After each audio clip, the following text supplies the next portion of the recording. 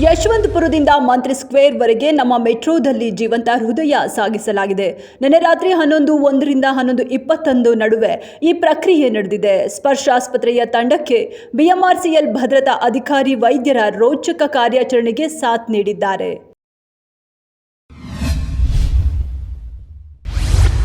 4 ದಿನದ ಹಸುಗೂಸು ಜೀವ ಚೆಲ್ಲಿದೆ ಅಂತ ಹೆತ್ತವರೇ ಭಾರವಾದ ಹೃದಯದಿಂದ ಸ್ಮಶಾನಕ್ಕೆ ಕೊಂಡೊಯ್ಯಲು ನಿರ್ಧರಿಸಿದ್ರು.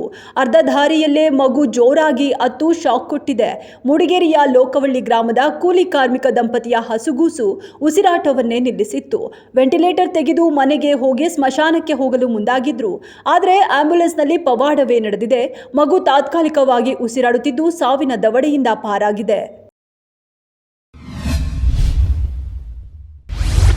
ಅಮೆರಿಕದ ಡಲ್ಲಾಸ್ನ ಮೋಟೆಲ್ನಲ್ಲಿ 50 ವರ್ಷದ ಭಾರತೀಯ ಮೂಲದ ಚಂದ್ರ ನಾಗಮಲ್ಲಯ್ಯ ಎಂಬ ವ್ಯಕ್ತಿಯನ್ನ ಅವರ ಕುಟುಂಬದ ಸಮ್ಮುಖದಲ್ಲೇ ಬರ್ಬರವಾಗಿ ಹತ್ಯೆ ಮಾಡಲಾಗಿದೆ.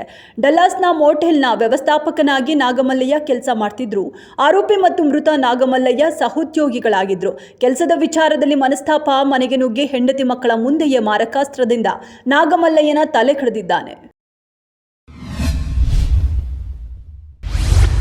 ಧರ್ಮಸ್ಥಳದಲ್ಲಿ ಬುರುಡೆ ರಹಸ್ಯ ಪ್ರಕರಣದಲ್ಲಿ ದಿನಕ್ಕೊಂದು ಟ್ವಿಸ್ಟ್. ಬಂಗ್ಲೆಗುಡ್ಡದಲ್ಲಿ ಹೆಣಗಳು ಸಿಕ್ಕಿದ್ವು ಅಂತ ಸೌಜನ್ಯ ಮಾವ ವಿಠ್ಠಲ್ಗೌಡ ಸ್ಫೋಟಕ ಹೇಳಿಕೆ ನೀಡಿದ್ದು ಸಂಚಲನ ಸೃಷ್ಟಿಸಿದೆ. ಚಿನ್ನಯ್ಯನಂತೆ ವಿಠ್ಠಲ್ಗೌಡನನ್ನು ಕೂಡ ಕರೆದೊಯ್ದು ಎಸ್ಐಟಿ ಮತ್ತೊಮ್ಮೆ ಬುರುಡೆ ಆಪರೇಷನ್ ನಡೆಸುತ್ತಾ ಅನ್ನೋದನ್ನ ಕಾದು ನೋಡಬೇಕಿದೆ. ನೂತನ ಉಪರಾಷ್ಟ್ರಪತಿಯಾಗಿ ಸಿಪಿ ರಾಧಾಕೃಷ್ಣನ್ ಇಂದು ಪ್ರಮಾಣ ವಚನ ಸ್ವೀಕರಿಸಿದ್ರು. ರಾಷ್ಟ್ರಪತಿ ದ್ರೌಪದಿ ಮುರ್ಮು ಪ್ರಮಾಣ ವಚನ ಬೋಧಿಸಿದ್ರು.